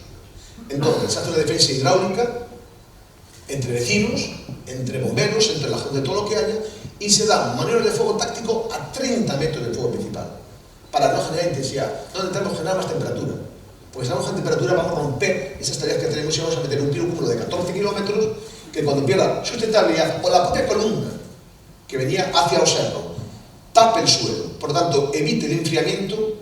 Cuidadito con esto. Entonces, la realidad es que esta acción es muy grave. Y la realidad es que este foro nunca lo vimos. ¿Y qué va a pasar? Pues que se van a repetir.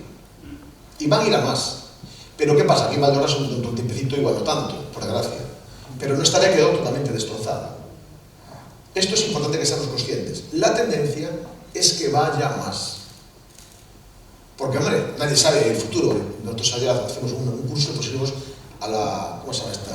Aramis Fuster, una bola ahí, con un porro, pintado, no, ahí, o sea, nos deja artificial, espectacular, pero dijimos, bueno, el futuro no lo sabemos nadie, pero los científicos, la gente por la que hay que apostar, con los datos históricos, van construyendo un mensaje sólido de atrás.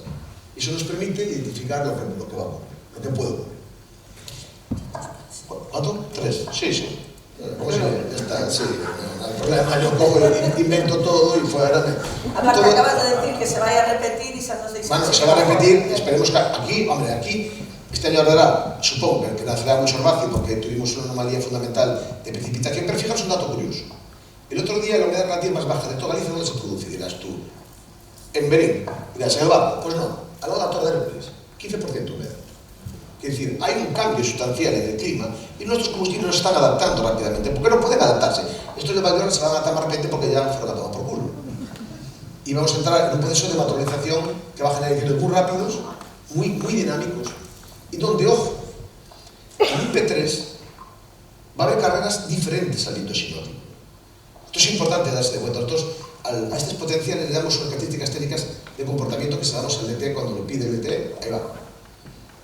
Porque a base angular no nos permite eso. Remato vamos a ver. Diferencias este año, estuve haciendo esto porque no tengo otra cosa que hacer y estoy haciendo. Diferencias en el año 2025. Quizá la mayor diferencia que se produce en Galicia en el episodio 22 con respecto al 25 es que en el episodio 25 es un mes más tarde. Es un mes más tarde. Recordemos, cuanto más pase, con las condiciones meteorológicas tan adversas y condiciones tan largas, el combustible va a estar más disponible. Tanto combustible, toda su tipología muerto como combustible vivo, porque la ventana tecnológica tiene tendencia a ir esperando a partir de su máxima saturación, que va a depender, pues muy bien, del tipo de combustible, pero es peor que ocurra esto, si esto ocurriera en octubre, sería peor, si hay condiciones fuera. Los peores incendios de la historia de Portugal no es peor, negativo, es el episodio del Sertá, el 17 de octubre, cuando aquí tenemos el fuego de viento, en Portugal, el 15 de octubre, tienen los incendios más rápidos de su historia que queman 12.000 hectáreas por hora.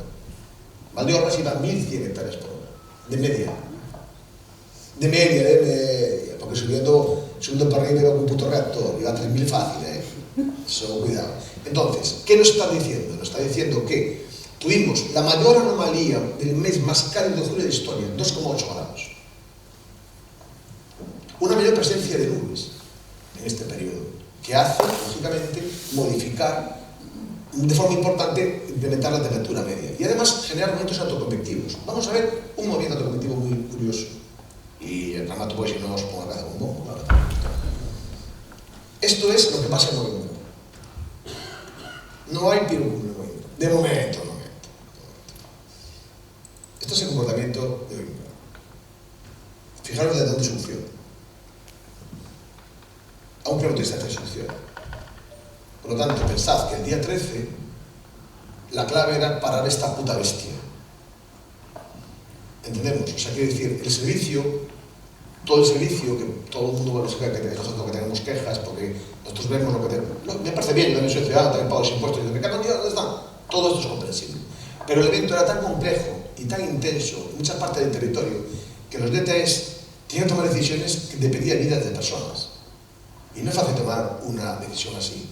Sobre todo cuando estamos en un ambiente de anomalía tan grande que el comportamiento tiene comportamientos totalmente erráticos y es difícil de predecir. Hasta aquí, pues si no os pongo la cabeza y te da para mí. Si podemos resumir, podemos terminar.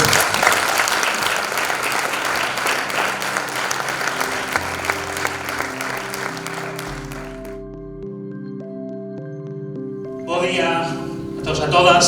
Reitero o agradecemento por estar aquí, por terme convidado, Cristina, moitas grazas, en especial a Fundación Florencio Delgado Gurriaga por organizar estes puntos de encontro que coido que son moi necesarios para facer terapia, moi necesarios para comenzar a ser conscientes, como decía San, do que temos a día de hoxe e o que vai a vir. E por iso mesmo quería comenzar con esta imaxe que é da saída do PMA, o posto de mando avanzado que tivemos o día, en este caso o día 18, que estaba na área de servicio de Soldón, na Nacional 120 do Lume, do GIF, do Gran Incendio Forestal de Seadur Larouco. Precisamente saindo tiña ese momento de pausa para establecer esa reflexión.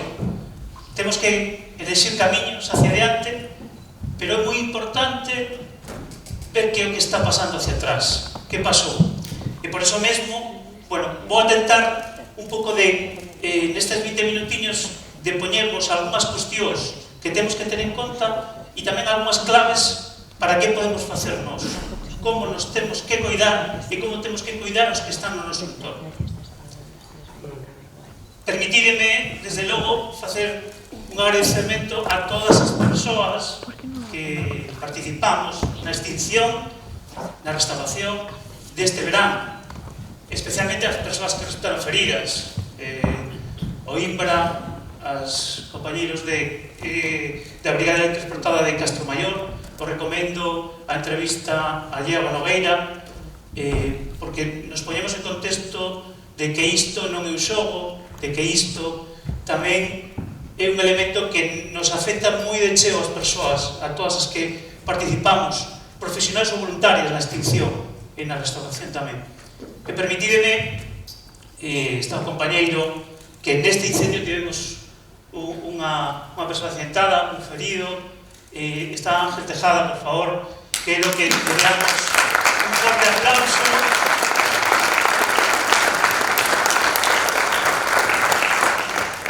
Precisamente el día 16, lo decía San Vicente, en este caso estábamos en San Xulián, baixando de San Xulián, cedeulle o terreo e o seu vehículo, a autobomba na que viaxaba, volcou, vale? Entón, creo que estas cuestións comezamos a ter que telas en conta e para min ese día que foi moi complexo, veremos despois, o que quería que todos volveramos a casa, vale? Era o meu objetivo principal e que, bueno, vemos pequenas cuestións. Tamén quero traer aquí a Saramago, que viña a decir que as verdades hai que repetilas moitas veces para que non veñan pobres delas a caer no esquecemento. E levo xa moitos anos repetindo estas cuestións da necesidade de prevención, de autoprotección, vale? Porque vemos esas tendencias, eses elementos que nos din os científicos e os investigadores que van a acontecer, e, polo tanto, é moi necesario que teñamos en conta. Vou tentar de tocar 5 paus, por así decirlo, en 4 minutos cada un, vale? Primeiro, temos que ese retrovisor, ter en conta que é o que hai detrás de o que aconteceu. Os incendios non son unha foto fixa, vale? Non é algo que pasa e xa está. Hai moitos elementos e causas estruturais. E hai elementos que temos que ter en conta. E precisamente, Valdeorras, eu creo que hai unha cuestión que temos que ter en conta e que é un elemento que podemos ter en riba da mesa. Estes son os montes veciñais. Os montes veciñais en Valdeorras representan o 50% da superficie. Sempre temos que o territorio é minifundista de Galicia. Para nada. Aquí temos que, con 91 titularidades, representamos a mitad da superficie. Latifundios de máis de 500 hectáreas. E, ademais, temos unha xestión pública de prácticamente o 12% da superficie. Por lo tanto, ollo, temos oportunidades e ao mesmo tempo retos que facer, como xestionar, que facer. Por eso, tamén é moi importante que estas jornadas se fagan en 3 pasos, vale? E que vexamos que realmente hai elementos que poñer en valor, hai elementos que poden ter cuestións de futuro, de traballar de cara a mellorar a situación. Pero, sin lugar a dúbidas, temos que ter en conta os elementos de desequilibrio, vale? Que é o que está facendo que a tendencia vai a peor, vale? Pois unha é o que temos no territorio, eses cambios de cultivo, crecemento da parte urbana ou rural, e, desde logo, hai novos elementos que incorporan máis cuestións que fan que teñamos esas situacións agravadas, vale? Entre elas, bueno, xa reitero o que comentou Sam, non? Deses situacións máis climáticas máis extremas, pero, ollo, hai elementos sociais que tamén temos que ter en conta, vale? As pirámides poboacionais invertidas, non queda xente. Se non quedamos persoas, non hai que xestionar o territorio, vale? E iso temos que terlo en conta. Se pasamos a facer unha radiografía das pegadas dos incendios deste século, vemos que en Galicia arderon 600.000 hectáreas, 20% do territorio, 118.000 rexistros de incendios en Galicia. E se ademais vamos a cal é a situación da tendencia, vemos que cada vez hai menos lumes, pero os lumes que temos son cada vez máis voraces. E chamamos a paradoxa da extinción. Somos quente a pagar moito, pero acumulamos combustibles que cando realmente verdade, a veces, en términos de incendios, asimilamos vegetación a combustible, vale? Non é de todo correcto, pero para que podamos entender esa situación, cando estamos a falar de incendios forestais, o que acontece é que temos eses lumes cada vez son máis intensos, aumentan o que le chamamos GIF, grandes incendios forestais, que son aqueles que teñen máis de 500 hectáreas. E aumentan as situacións críticas, donde, como comentou Ángel anteriormente, esa situación 2, que interfire xa, e agora veremos, con situacións de interfaz.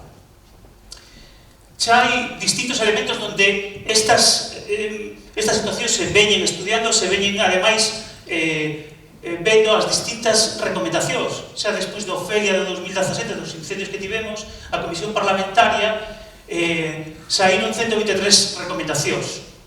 E, ademais, o grupo de expertos, a nivel de prevención, hai sobre 40 recomendacións. Nese grupo de expertos a nivel de extinción colaborei eu, e tamén estas cuestións se poden consultar. Pero, ademais, fixados que a Comisión Europea pon en marcha unha nova estrategia para facer fronte a crecente ameaza dos incendios forestais. Non é solamente que nos aconteza en Valdeorras, non é solamente que nos aconteza en Galicia ou no norte de Portugal. É unha cuestión xeralizada a nivel mundial. Episodios que tivemos en Chile, episodios en California, en Canadá, en Grecia, vale? Son situacións que, polo tanto, sabemos que van ir a peor. Temos malas novas. Como dixo antes, esta situación non vai ir a mellor. Vai ir cada vez a peor.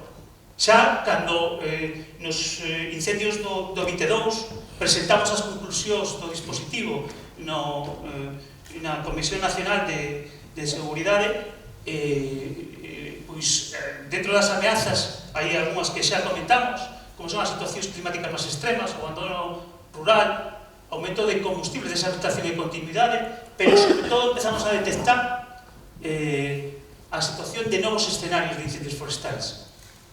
Que se traduce nesa situación de novos escenarios, onde antes os incendios, cando se traballaba no ICONE os incendios, había incendios grupo 1, grupo 2, grupo 3. Grupo 1 solamente se atendía a aqueles incendios que afectaban os montes, o resto non se tocaba. Pasamos agora de ter incendios donde solamente afectaban os montes a incendios donde se ven afectadas a poboación, os núcleos rurais, as infraestructuras.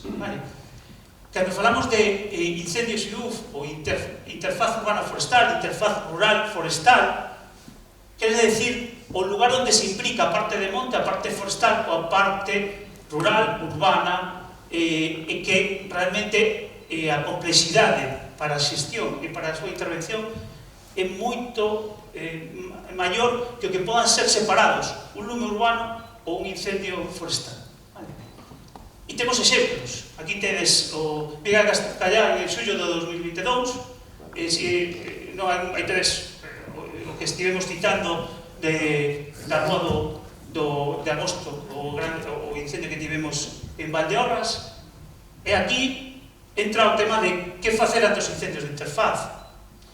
Estas son imágenes do día 16, que María Albert me acompañou e estivemos unha tarde complexa de xestión deste incendio que xa decía, ese componente que non entendíamos, eu era xefe de sector, e o que estábamos vendo de comportamento non nos cadraba, non sabíamos que efectivamente había unha serie de situacións que non tiñamos nese momento. Despois, co análisis, podemos entender certas cuestións. Pero é importante que esta situación se vai a volver a repetir. Entón, que leccións identificadas temos que ter? Non aprendidas, identificadas. Que se isto se vai a repetir, temos que primeiro ter conciencia situacional de o que está pasando e que pode pasar.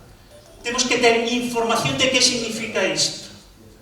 Temos que ter formación para facer frente a estas situacións e adestramento. Vale? Esta situación improvisamos moito.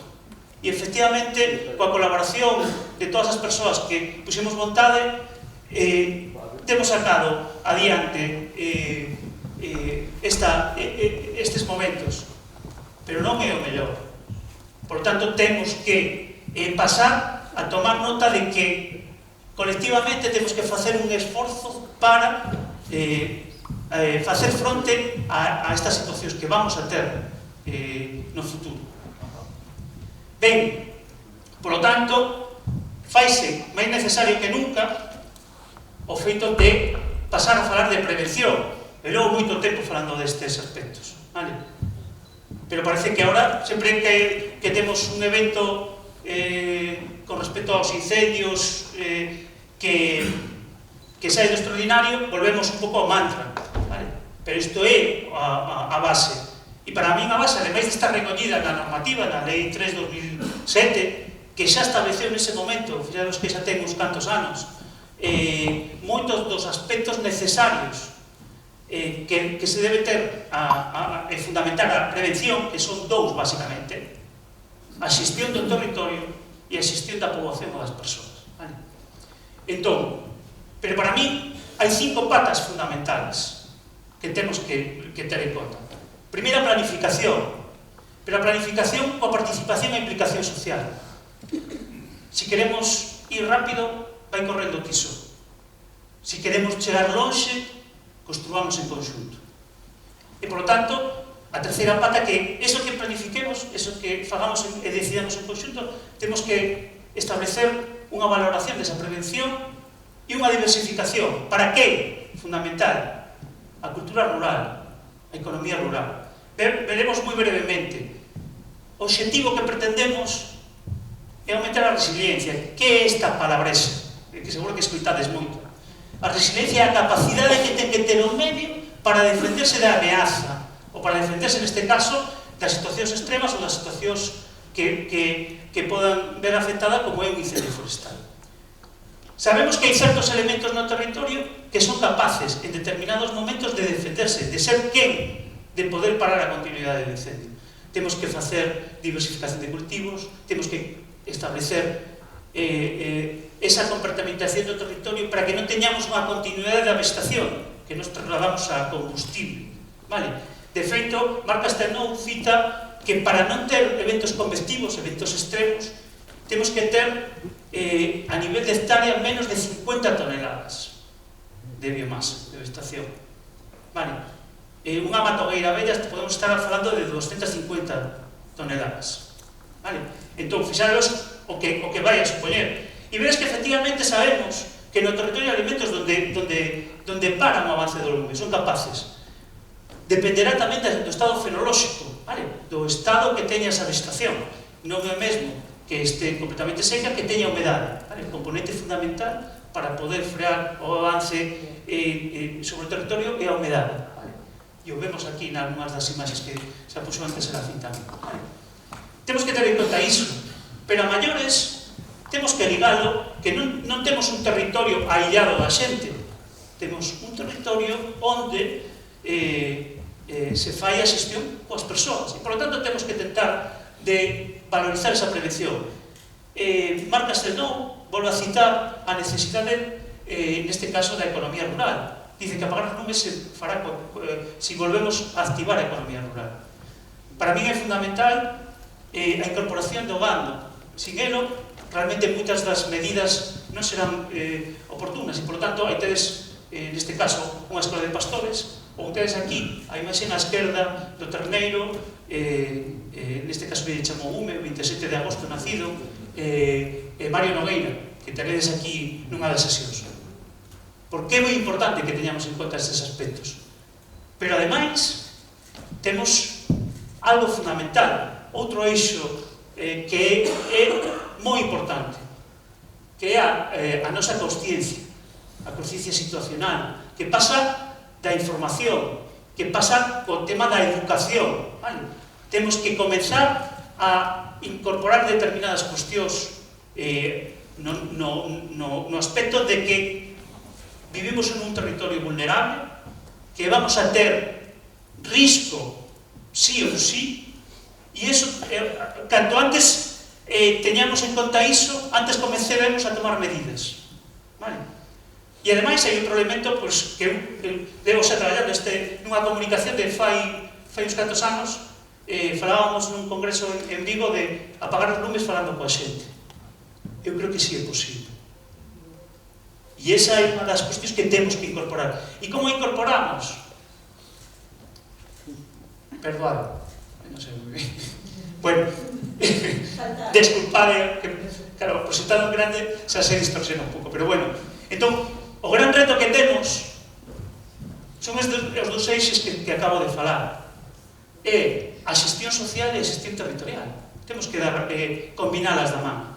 E cada unha das ferramentas que podemos utilizar para facer isto, e aquí permitídeme que faga un paréntesis de publicidade, que é o tema da planificación participada. A planificación participada é unha das grandes elementos e ferramentas que podemos utilizar para isto. Miña tesis doutoral do ano 2014 se fundamentaba precisamente nunha metodoloxía de participación pública nos procesos de planificación forestal.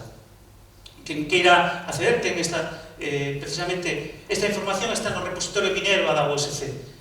E que é esa planificación participada? Pois o que vos decía antes, decidir e construir en conxunto. Porque ordenar non é outra cosa que colocar as cousas, pero como vos decía antes, se queremos chegar longe, temos que facelo da man. E por iso mesmo, bueno, vos traigo pequenos exemplos de algún proxecto participado. Este é o o proxecto Batefogo de Manzaneda do ano 2016, un plan preventivo participado. Foi un dos poucos que se fixo o que se ten feito en Galicia. E un máis recente que é o proxecto Capriz da Fundación Juana de Vega, que fixados que traballou nas comunidades afectadas polos lumes do ano 22, neste caso Courel, Macizo Central e Barbanza. O proxecto se chama Comunidades Activas e Paisaxes Residentes dos Incendios Forestais. E como, por exemplo, un camiño comuneiro pode ser un elemento de área estratégica para poder facer fronte aos incendios forestais. Pasando xa da parte máis superior, a parte máis de que podemos facer, pois, concreto no territorio, son as redes de faixas de xestión da biomasa, vale? Que a lei fixa en tres tipos: as redes primarias, as redes secundarias e as redes terciarias. As redes primarias son as das grandes infraestructuras de comunicación e tamén de transporte de enerxía. As redes secundarias son as faixas de protección dos núcleos e das vivendas, e as redes terciarias son as que están no monte. Son aqueles lugares onde aproveitamos a existencia de determinados lugares para facer xestión da biomasa, xestión da vegetación, reducir a súa cantidade para que, no caso de que chegue o lume, a súa propagación, a súa intensidade seña menor e teñamos tamén oportunidades ou operativos de extinción para poder traballar. Aquí tedes algún dos exemplos onde podemos, porque é importante non solamente que este planificado, sino que ademais se coñeza. Aquí tedes o xestor Xerbío que permite que coñezades se as vosas parcelas, os vosos núcleos, onde están esas faixas de protección. E aquí tedes un exemplo de como, por exemplo, fai un ano que fixen o percorrido da ruta da Loba da Fava e estaba, por exemplo, en San Vicente esa información, que é moi importante, vale? Que señamos coñecedores de onde están esas redes de protección dos nosos núcleos. Despois teremos que falar de como se consigue que isto se faga, o custe que isto supón, que ten que estar a finais de maio, que nos expliquemos a importancia que é isto, pero ahora o veremos con temas de autoprotección. Tamén comentamos que na evolución da aplicación da lei de incendios forestais vimos que esas redes de xestión tamén non chegan. Hai que ir a veces a estas cuestións. A nova lei, o anteproxecto da lei de loita contra incendios forestais fala de áreas de xestión estratégica, que son aqueles lugares onde poder evitar a chegada de lumes reiterados en determinados lugares, donde non son elementos tan lineais e que permiten esa diversificación de cultivos, de vegetación, para poder facer unha xestión máis integral do territorio e que evite o avance de eses lumes recurrentes. E xa, finalmente, para poder cumplir o tempo... Vas ben. Sí, sí. Que nos interesa moito, non? Sí, entón, esta é a parte de que podo e debo facer eu nesa situación ante os incendios forestais. Vale, que son como 4 P's, vale? A limpeza do contorno, ligado ás redes de xestión de biomasa. A segunda parte é coidar os xardín e os peches, ollo con determinados tipos de vegetación que teñamos nos xardíns e nos peches, especialmente a arizónica, por exemplo. As arizónicas, as tullas, vale? Porque teñen un componente moi perjudicial para o avance dos incendios forestais. De todo isto, ademais, hai unha situación de que se chama piroxardinería, que é máis aconsellable poñer e que non poñer, vale? E que eso temos que ter en conta. Terceira cuestión, temos que preparar as nosas vivendas, as nosas infraestructuras, para que teñan, no caso de chegado ao incendio, pois teñan os menos efectos posibles. E a cuarta das patas é que temos que ter un plan de evacuación, un plan de cara onde teño que, no caso de que teña que sair da miña vivenda ou da miña aldea, cara onde teño que ir, vale? As rutas de escape que nos chamamos en incendios, as rutas de evacuación, ou se teño que confinarme, vale? Hacia onde teño que facer. E esta ten que ser unha combinación entre as distintas persoas, os servicios de protección civil, emerxencias, e temos que prepararlo. temos que telo previamente definido, vale? Igual que cando neste cine están indicadas as saídas, nestes elementos nas determinadas cuestións de evacuación están previamente estudadas hacia onde temos que ir. Pois aquí tenemos que ter feito ese traballo antes de que chegue o incendio, porque despois a improvisación non é boa compañía, vale? Entón, que é o que temos que facer, polo tanto, previamente a todas estas cuestións? A que esa reiteración dos incendios forestales que podan chegar ten en conta estas 4 patas e, ademais, ten en conta como pode impactar. Impactar pode chegar, non? Sí. Cando falábamos que Cristina Maiseo, na terminoloxía nosa, para nós, cando hai un frente de lume e chega a unha aldea, a un núcleo, a unha vivenda, para nós é impacta, vale? É certo que non é a mellor a verba máis acaída para que tranquilice ou para que podamos recoñecer que significa iso. En definidas contas, cando un incendio avanza e se atopa con unha vivenda ou con un conxunto de vivendas, unha aldea ou un núcleo, pois temos que ter en conta 4 cuestións importantes. Eso me decía cando estábamos nestes incendios que maioritariamente as vivendas son seguras, vale? Pero hai cuestións que fan que o lume poda entrar dentro desas vivendas, vale? E ademais se poda transmitir a outras, vale? Entón son esas cuestións, o fume e o aire quente, a convención, primeira cuestión. Segunda son as faíscas, as chuvia de pavesas, vale? E despois estaría a radiación térmica e a conducción térmica tamén, vale? Que significa isto? Que, tendo en conta como pode chegar a unha vivenda o lume, temos que facer 4 cousas. Evitar a entrada do fume, vale? Algo tan básico como pechar ventás, portas. Si temos contras, pechar contras. Evitar a entrada de pavesas. Ter revisado si temos algún elemento da nosa vivenda donde poda entrar a unha faísca, a unha vivenda. Si temos zonas de ventilación, meter unha malla para que evitar a entrada.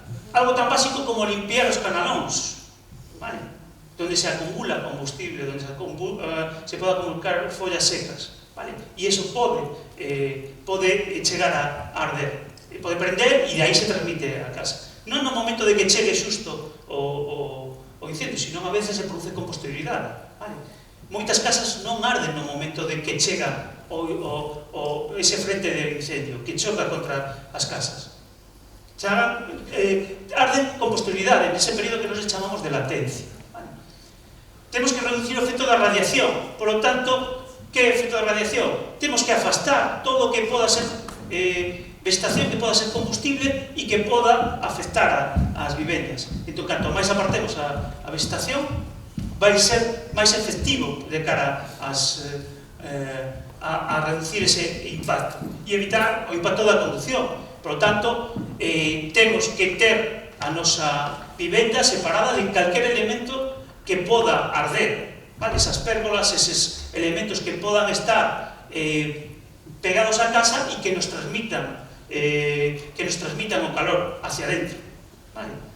Decides, bueno, e isto ao final é moi costoso. Ao final isto me vai supoñer que teña que cambiar moitas cuestións. Para nada, vale? Son a veces cuestións moi sinxelas que teñen un importe moi reducido, menos de 300 euros, vale?